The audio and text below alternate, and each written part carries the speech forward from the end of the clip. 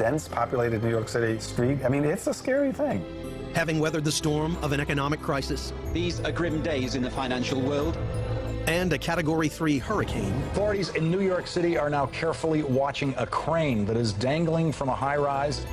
Its sights are now firmly set on becoming the most desirable address on Earth. The lengths that we're going to, it's really unheard of. It's a luxurious finish. Luxury doesn't come cheap. The top floor penthouse has already sold for over $90 million. Now that's a view. This is the tower New Yorkers have christened the Billionaire Building. Without question, there will be no other building like it. If you can afford it, it's a great place to live. It's called 157, and it's going to be the most luxurious skyscraper ever built. Super Skyscrapers was made possible in part by contributions to your PBS station from viewers like you. Thank you. Manhattan, some of the most expensive real estate in America. In a city full of skyscrapers, it's hard for a building to stand out. But this one might just do it. They've called it 157. It's 1,000 feet of concrete, steel, and glass. And when complete, it will be the highest residential tower in the city. While the exterior is impressive, the interior promises to be nothing short of spectacular. If you want to live here, being merely rich will not be enough.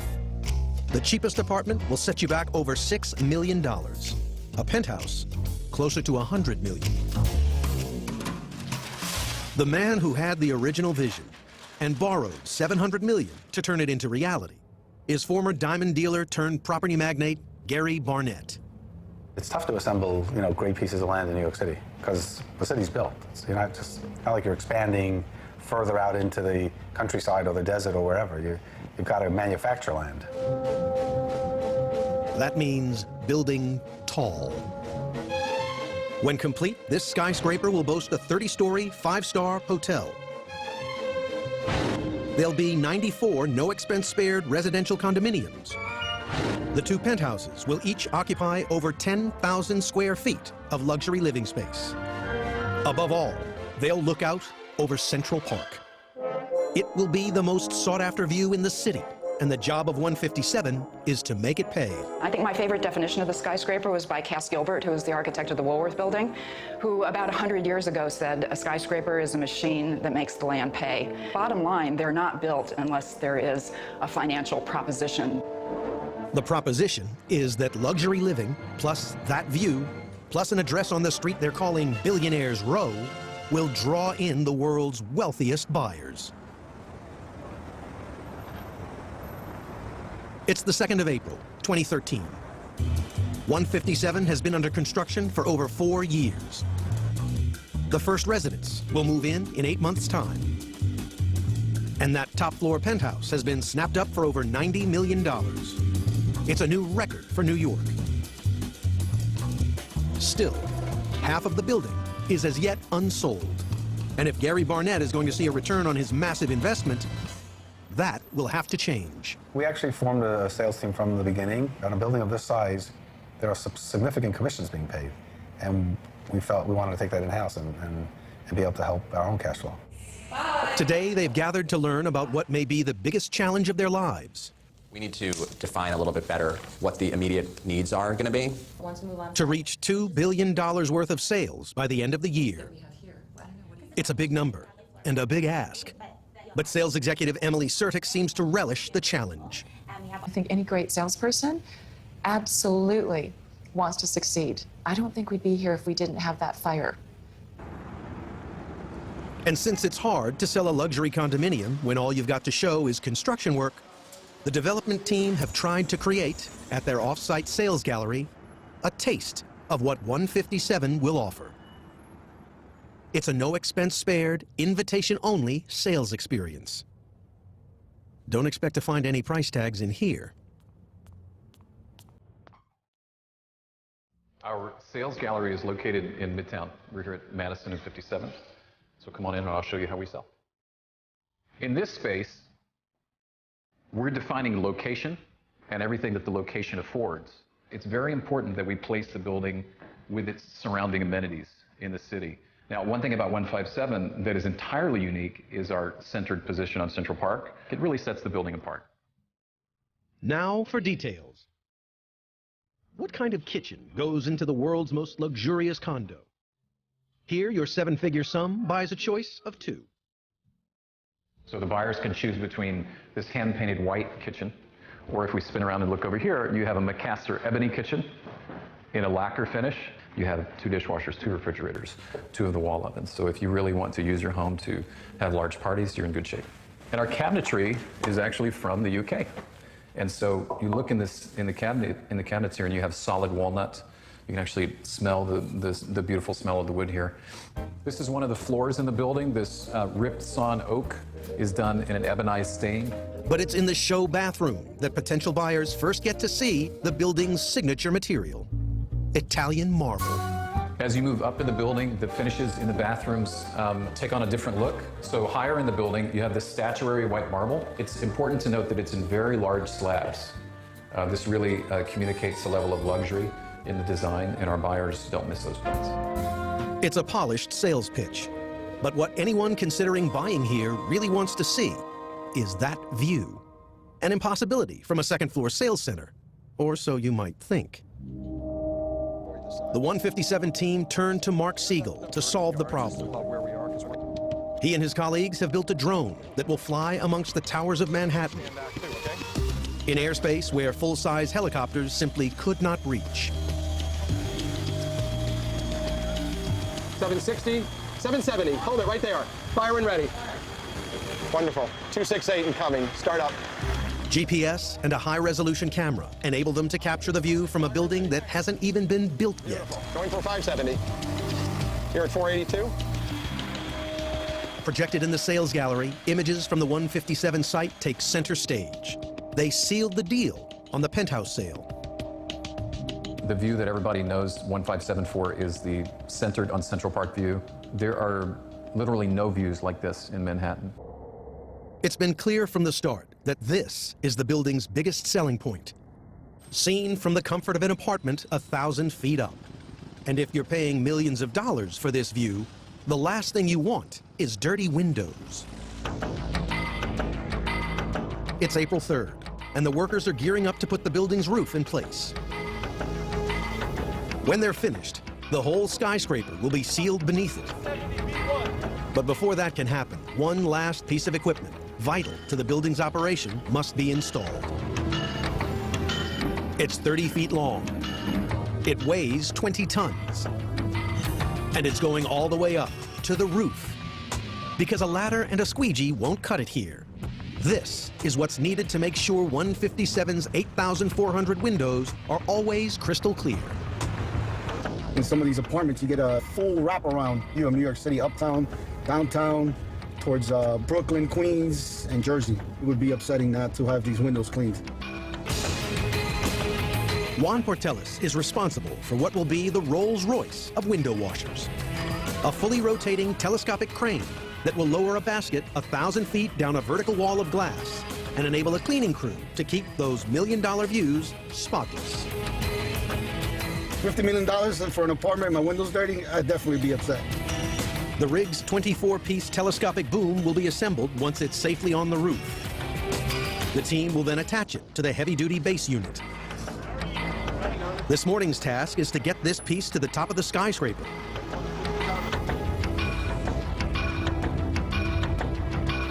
And they can't afford any holdups. It is a good-looking building, that's for sure. But lifting a 20-ton piece of steel 1,000 feet above Manhattan, just inches from a multi-million-dollar glass curtain wall, is a highly risky operation. It's crane operator Kurt Messinger who's paid to feel the pressure. The challenge of hoisting any material, especially large materials, and the time it takes it to get up here, almost 6 minutes sometimes. A lot can happen in 6 minutes. It doesn't seem very long, but it can be an eternity. At this elevation, 1,100 feet, it could be calm down in the street. But up here, you'll have winds exceeding 20, 25 miles an hour just on a nice day. The vortices, as they come around through the buildings, they'll take that material, that load, and they'll start moving it left and right, spinning it. It's good when it's good, but when things go wrong, it can get ugly. All right, the piece is coming up, boys. Let's go. For the next 6 minutes, Juan can do nothing more than watch.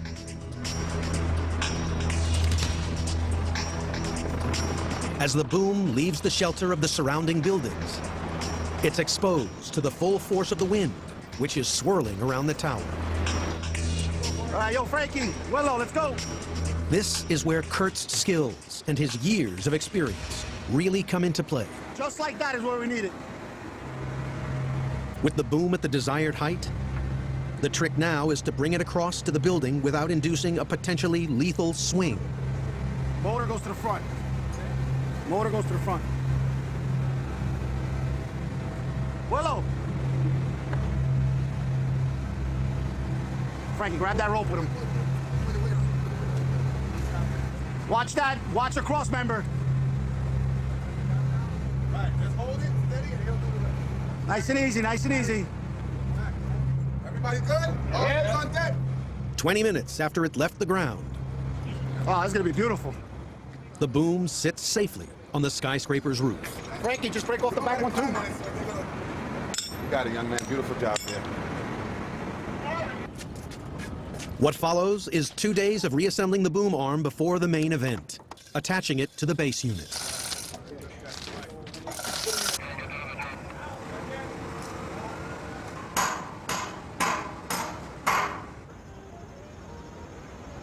It's 48 hours after the big lift. Today, Juan's team will attempt to complete the rig installation. What's going on, John? But there's been a worrying development. There's a storm coming. Storms and cranes don't mix. No one knows that better than the people working on 157. On October 29th, 2012, Hurricane Sandy tore through New York. Winds of over 80 miles an hour battered the city. And 157 and its crane found themselves in the direct path of the hurricane. Subjected to its full force, the crane's 26,000-pound boom was snapped in half, leaving it hanging perilously over the streets below. Authorities in New York City are now carefully watching a crane that is dangling from a high-rise in Manhattan. It collapsed in high winds earlier today, and it has been dangling precariously, dangerously off the top of that building, which has become known in Manhattan as the Global Billionaires Club. I mean, the hurricane wasn't part of the package. That was a scary episode when, the crane fell over backwards. Luckily, it did not disconnect. One of the good things we saw is that this building stood up to a hurricane and getting smacked by a crane boom and didn't budge. So we know it's a pretty darn strong building. What project manager Juan Portelis knows is that he has just a matter of hours to get the job finished and the boom arm secure. Every night it's tough sleeping, just keeping the thoughts of this piece going up and, making everything safe for everybody. You're basically trying to get a round cylinder through a hole, and you're using a crane to try to line you up so we can get the pin in. So it's very challenging. The thing is that they gotta go down and rig it right now. On the roof of the skyscraper, Juan's team reconnects the boom arm to the crane's super strength hook. Start doing what you gotta do up there. And the 20-ton boom is eased off the ledge. But as the crane operator carefully maneuvers the rig towards the base unit, the storm is closing in faster than anyone here predicted. Right now we got a storm approaching, and we've got to go ahead with the final installation of the arm. We have no other choice but to get everything connected. It actually looks like it's going to start pouring like any minute now, and we're just going to have to suck it up and just stay out there and just get soaked till we secure everything. Hold that right there, Angel! As the rain gets heavier, the team now faces a race against time to guide the boom arm into position. Until it's secured within the base tower, the crane must continue to bear its massive weight. You got to do it from down there. Make sure the flange is on the outside. But that's not the team's only concern. They have to get the window washing rig disconnected from the crane before the storm hits. If the two are still anchored to each other, the force of the wind on the crane could rip the entire structure from the building. At this point, we have no choice. We have to work with the weather. We have to move quickly and safely as possible to try to get this secured onto the unit itself. Once it's secured, the crane can release itself and we should be okay. Yeah, the inside, take that off. That was just there to help you line it up. Yeah. The last piece of the puzzle is a 100-pound pin, which must join the arm and the base together. Easier said than done, from a cherry picker hanging 1,000 feet above Manhattan. No, we got grease in there. We got a ton of grease. Finally, after 45 minutes, it's time to hammer it into position. Go, Lou, go! Hey, right there, you can hear it. Oh, we've met already. For Juan, this is the culmination of 8 weeks planning.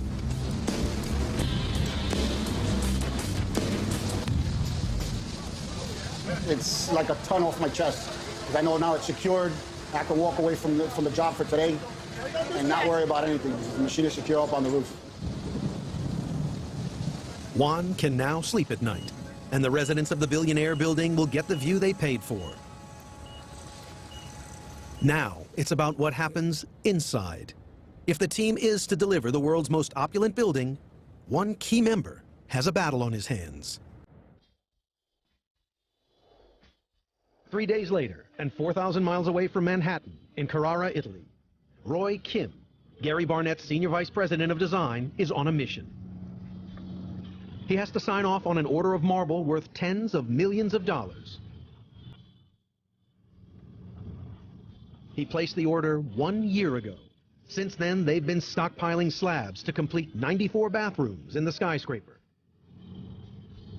Roy will not leave until he has seen and approved every single piece that's been extracted and set aside from this world-famous quarry.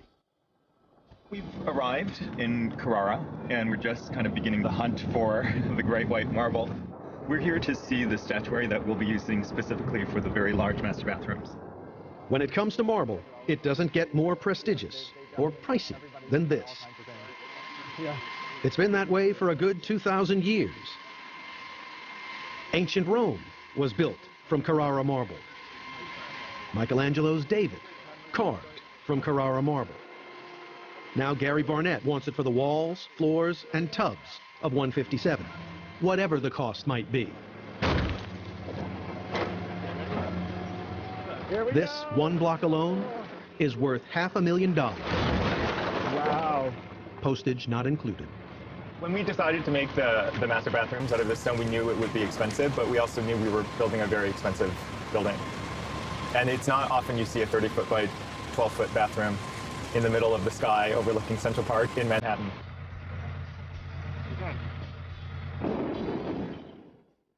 Having had the obligatory tour, it's time to get down to business. How are you? Good to see you. Hey, good to see you. Any slabs that fail to meet Roy's strict criteria, from the clarity of the marble to the thickness of the famous gray veins, will be rejected, or Roy will have Gary Barnett to answer to. Stone is a particular interest to him because he comes from the diamond industry, but also he just has a really, really sharp eye for material. These laser eyes focuses in on the background color on the veining and that type of thing, and so those eyes kind of trickle down to all of us. What about in here? Are there any more that?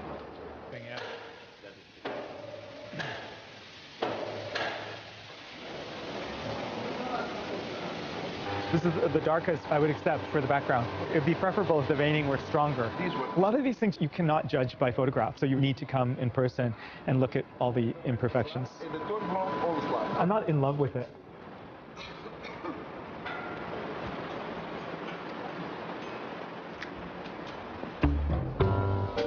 This is not good.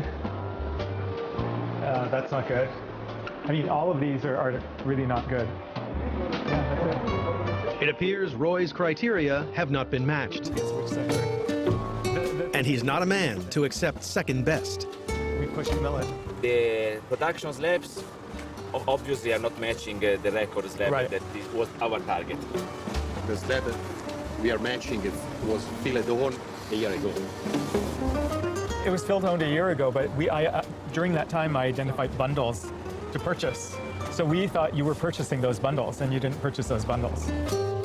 We try and be as specific as possible about what's acceptable and what's not acceptable, and they keep trying to push outside the lines. After 3 more hours, Roy has had enough. He demands to speak to the boss, quarry owner Manrico Gimignani. He didn't ask me to talk to you. He did not ask me to talk to you. I came to you. I have my opinion. No, he didn't. They have always been very respectful of you guys. They really have been. This is now the last chance for Roy and the quarry owner to secure a multi-million-dollar deal. I mean, it's just basically pushing and pushing and pushing to try and get the best. But Roy's sky-high standards are proving almost impossible to meet.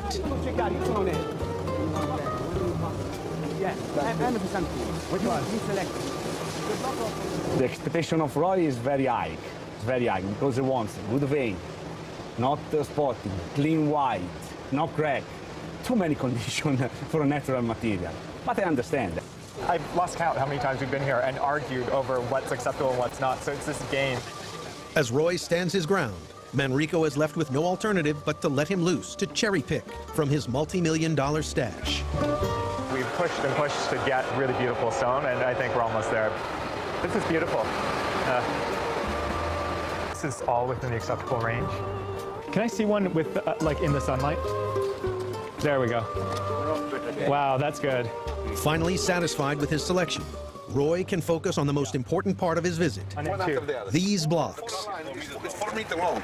With two tops and 2 benches on and half a block. I see. Oh, yeah. They're worth upwards of $130,000 each. And from each one will come just 2 bathtubs and 2 ornate benches. He'll take 5. A block like this, which is 35 tons, is worth about 100,000 euros. It's a lot of money. It's a bit of a challenge because the blocks are raw, so we have no idea what's inside. So we're taking a bit of a risk. It's even wow. You can see the difference in the marble here in the bright sunlight and in the shadow. You can see just right away that the veining is quite amazing and the color is going to be amazing. Blocks chosen. Over the next 16 weeks, they'll be shaped, carved, polished, and smoothed. When Roy next sees this marble, it will be in New York and look very different. He'll then be in possession of some of the most expensive bathroom fixtures ever made. It's kind of a miracle.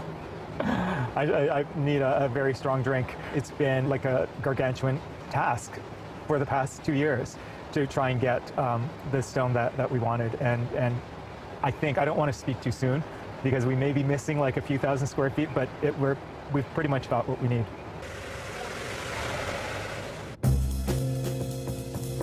It's just 9 days since the team's targets were set, and 4 more apartments have been sold for a total in excess of $100 million. But everybody wants more, and there's a plan in place to make it happen. To fast-track one of the residences inside the skyscraper and show buyers exactly what's for sale. You know what? I have had so much demand, so much request from brokers and their clients asking to get to the site. They need to see the views for themselves. I think we're at the in-between stage where it's now time to give the clients and the brokers that sort of experience. The completed experience. Yeah. So we'll have to select the top interior designer to finish out the space. I think if we're going to do this, we have to make sure that this is a finished experience. From the time you get off the elevator, the corridor is done, you step into the model, and you really get the impression of what it's like to live there. So we can't do this halfway. This has to be a terrific model apartment. Let's do it. The man to make it all happen? Brian McGrath, 157's project manager. It's now his job to turn this 41st floor construction site into an apartment worthy of a $19 million price tag. He's been given just 4 weeks to do it. And though the plan is to dress it with rich furnishing and fine art, right now, it needs walls. So you can see this is where we've started framing. Now once the framing goes in, it sort of opens everything up. And you get the feel of what's going to be in these apartments now because everything's laid out. This is where the walls are going to be. This is going to be a kitchen. Island will be here. You've got your stoves there. That's where the gas comes in. You've got outlets in the backsplash. Brian has been involved in every aspect of 157's construction from the ground up. His job is all about hitting deadlines. But this one is going to be tight. It means doing in 4 weeks what might normally take 4 months. We know that it's such a powerful sales tool. To be able to bring people to a physical site is such a powerful experience, and it accelerates the sales process. The deadline in terms of sales is it can never be early enough. As work on the model residency gets underway in New York, 3,000 miles away in a sleepy town in Wiltshire, England, a team of craftsmen is chipping away at an order of handmade kitchens for the skyscraper. Gary Barnett believes these men make the best kitchens in the world. You have these high-end top apartments in New York City, and it's all being built by a small furniture firm in Wiltshire. This small company has gained global recognition for producing custom-made, one-off kitchens. Gary Barnett likes them so much, he's ordered 135, and he wants them yesterday. Right, here all the doors you've seen being laid out is for the new development that we've got going on in New York. But you notice we've got them all laying out because the way they're actually constructed is that the ebony is all book matched. So you have a repetition of the ebony veneers going along the full length of the cabinet run itself. You've got to get it spot on, because if you can't just lose one panel through to a wrong size specification, or if a hinge is put in the wrong place, because that will then ruin the whole run. 135 kitchens, of which there's about 18 different layouts. Have to be luxurious. But actually, I think, as you can see, it's a luxurious finish. Luxury doesn't come cheap. That's because it takes time. We are bespoke. We make one kitchen after another. We don't make blocks of kitchens. So that's a change of direction for us. Each cabinet door takes 16 weeks to make, and this order is for 3,500. They've had to find a way to mass produce masterpieces. They basically said to us, right, we need these 7 kitchens, and we want them, we send a container over next Tuesday. We need them on there. So then it's hands-on. 2 different worlds, isn't it? In Manhattan, Spring in New York. 2 weeks after the decision was made to create a model residence within the skyscraper, Roy Kim and the development team have sprung a site visit to inspect progress. The model residency apartment is a really nice 3-bedroom apartment that's on the 41st floor. And the 41st floor compared to the 90th floor might not seem that spectacular, but the view is amazing.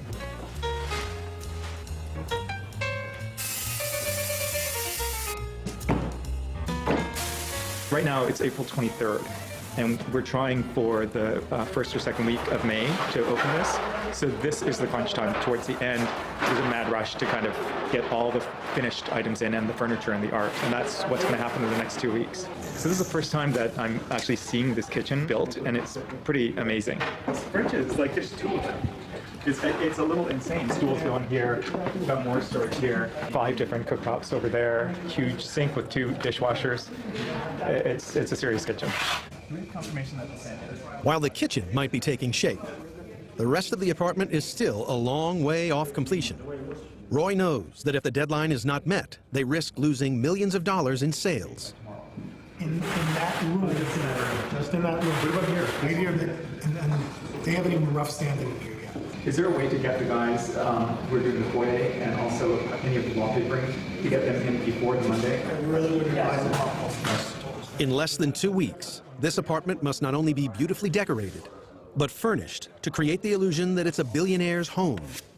That means dressing it with contemporary works of art, loaned from New York's most exclusive galleries. I don't think I can get it before the 6th year, because it needs to be created, and the crates need to be made, and it's already really tight for the creators to actually make the crates and everything for the 6th. Just to move it here?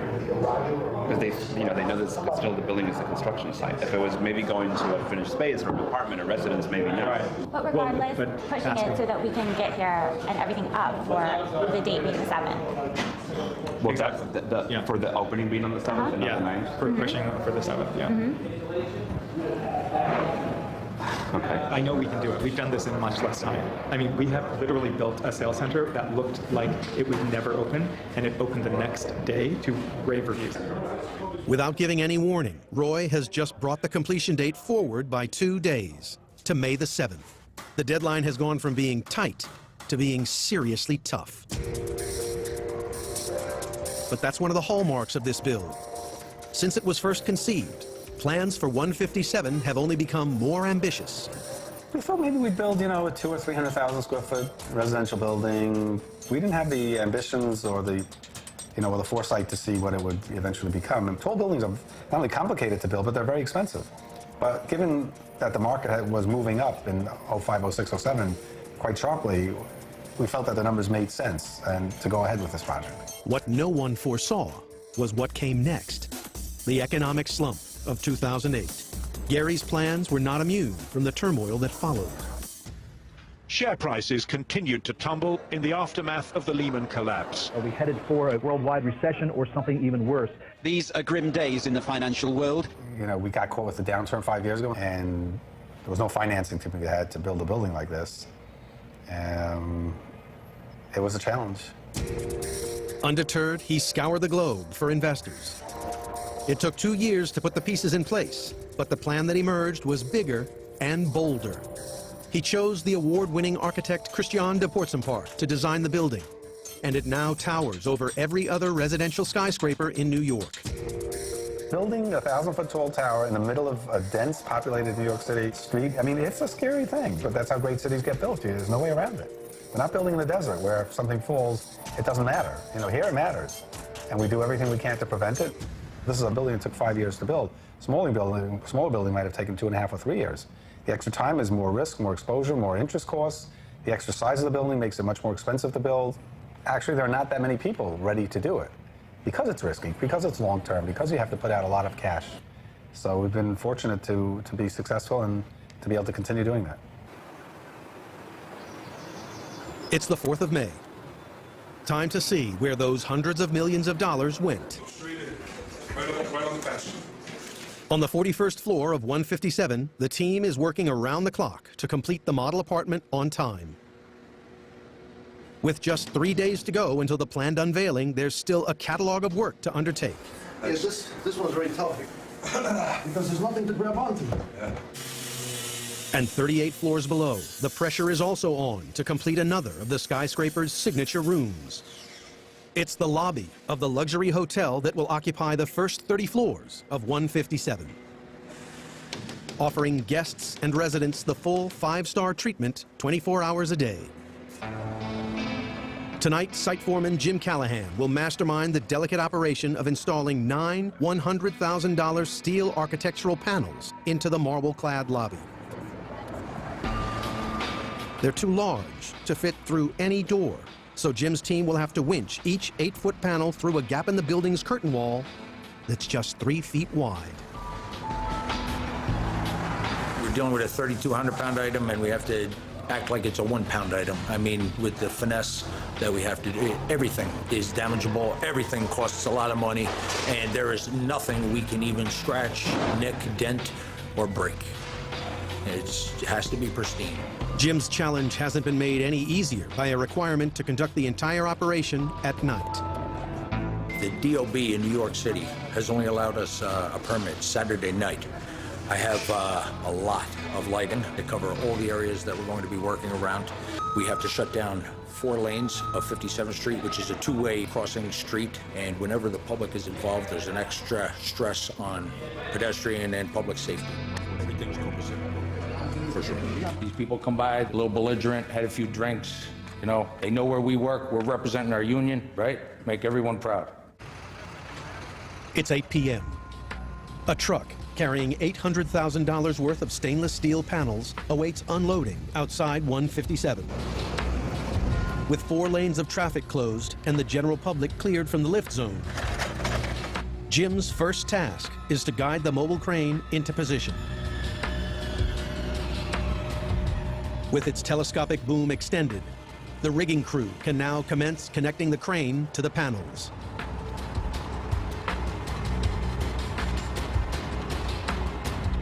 From his position 4 floors up, Jim gives the order to lift. And the first $100,000 panel is slowly raised from the trailer and guided towards the curtain wall window, 40 feet above. It's now critical that the panel is kept under total control by the crane operator and Jim's highly trained tagline team. Any contact between the steel load and the glass curtain wall will result in damage costing thousands of dollars. It's a tense moment as the first panel is inched through the gap.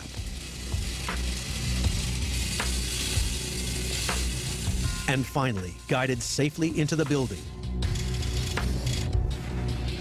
Now inside, it can be raised into position and fixed to the lobby ceiling. But this is just the first of 8 architectural panels that need to be installed. $800,000 of polished steel, hung in a single night.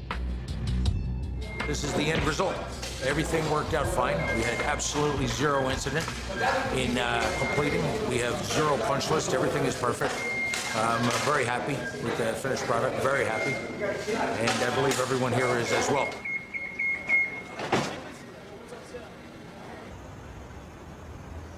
It's May the 7th, 2013.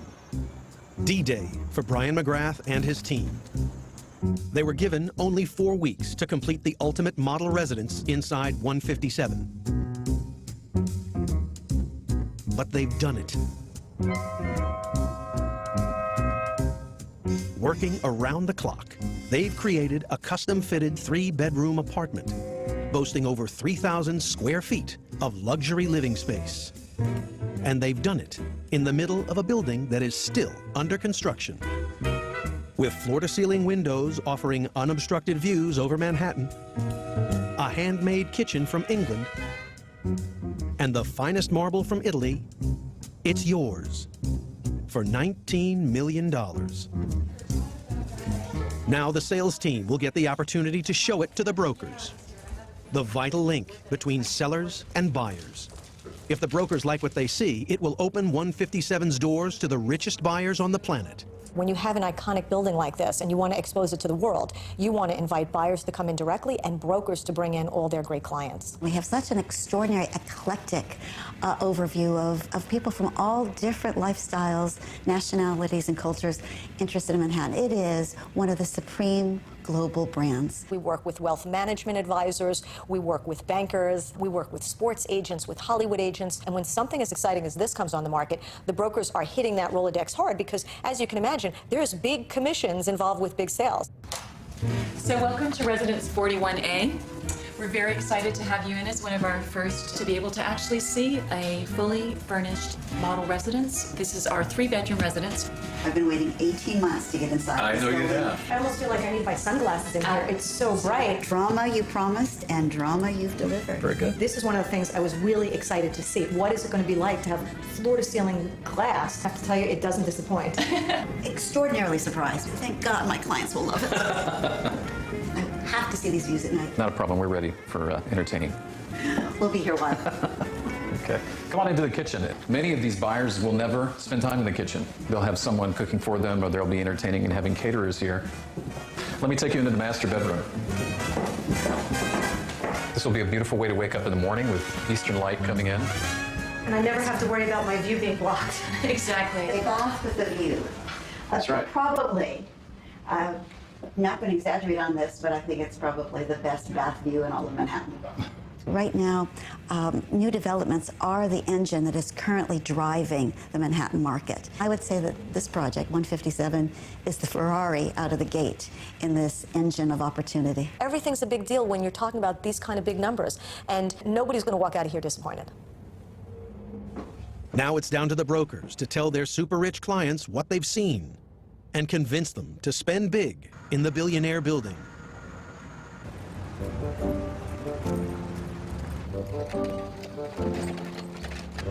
Four months have passed since the model apartment opened. New York's highest residential skyscraper is now almost fully enclosed under glass. This is the very top of the building. We're enclosed on all 4 sides now, and this is a big point in the building, because once we get enclosure, that means that we can start thinking about taking the crane down. So once we're done setting these panels and the crane comes down, the only way to get to the outside of the building is from this window washing rig.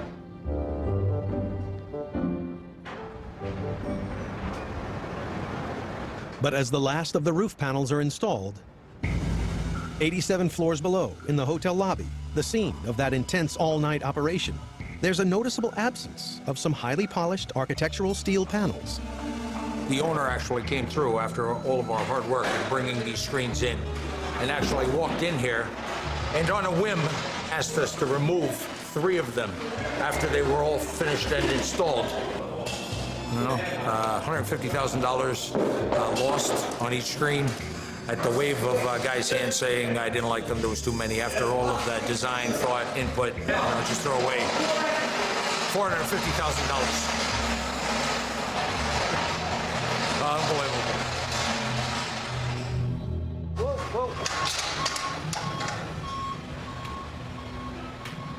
Today, 5 months after his trip to Italy, Roy Kim will oversee the delivery of one of his 2-ton bathtubs, sculpted from a single block of Italian marble.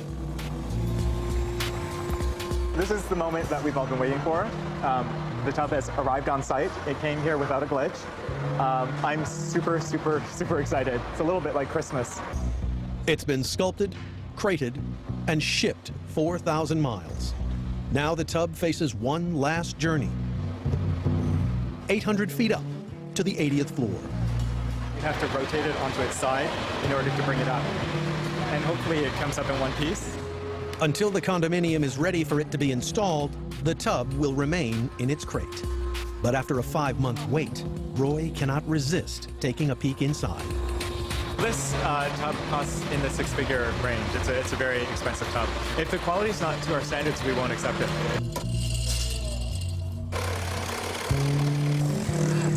So this is it. It looks great. It looks fantastic. The veining is fantastic. It was worth all the pain and the effort to get it here, to get the quality. You know, it looks amazing.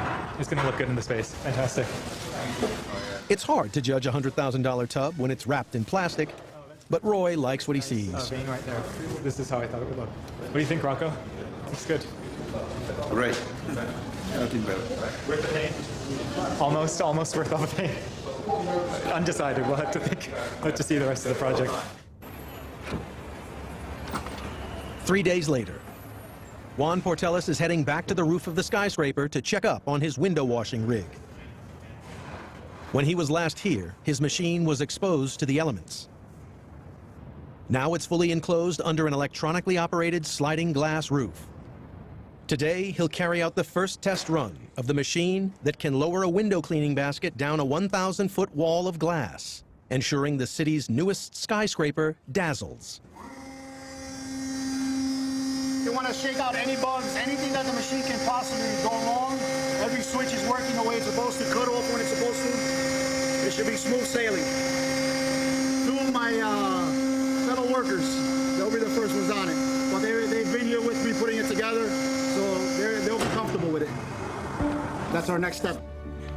Juan's work on the most sophisticated window cleaning rig ever constructed is almost complete, but he's not ready to walk away just yet.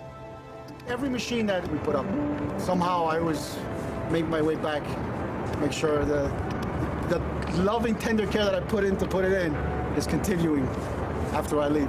They're basically my little kids, and I'm taking this one close to heart. This machine can be seen from anywhere in New York City right now. Queens, Brooklyn, New Jersey. We had the machine out, and we had several helicopters in the area, and that night it actually came out in the news. Nobody has a clue what it's for. This thing looks like a rocket launcher ready to shoot out a missile. Very high profile. It's a high profile building with a high profile machine. It's December. Just 8 months ago, the 157 sales team were set the ultimate challenge: to achieve a target of $2 billion in sales. After an extensive push, and with help from a lavish sales gallery, a state-of-the-art drone helicopter, fire when ready, and a multi-million-dollar show apartment, now that's a view. they've smashed through their $2 billion target, and they still have a quarter of the residences in hand. I'm never happy till we're completely sold, but we're extremely happy with the progress, and our team is always looking forward to the next sale. I think the fact that we're so well sold not only makes it a good investment too, but it also is a tribute to the fact that, you know, people do view this building as a great building. In New York, speculation is rife as to exactly who will be moving into the multi-million-dollar apartments. but their identities remain a secret, closely guarded by the team behind the super skyscraper. In the past, people were just looking for a home with 4 walls in a proper location that worked for their lifestyle. They're now looking for masterpiece design. This property delivers it. To look up at a building and to say, I sold over $2 billion of real estate, it's a feeling of accomplishment, and it kind of motivates me to go on to the next. One day, maybe I'll be able to afford to come over here and have a dinner with my girl and at least say, you know, I was part of this, you know? I don't think many people are going to be able to top this. They're paying $100 million downstairs, and I got a $1 billion view here, and I don't have to pay for it. God only knows who's going to be living here.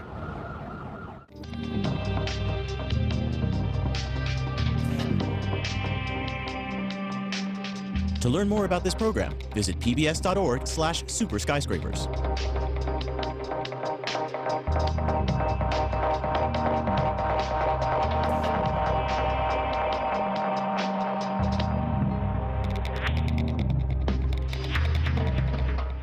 Super Skyscrapers was made possible in part by contributions to your PBS station from viewers like you.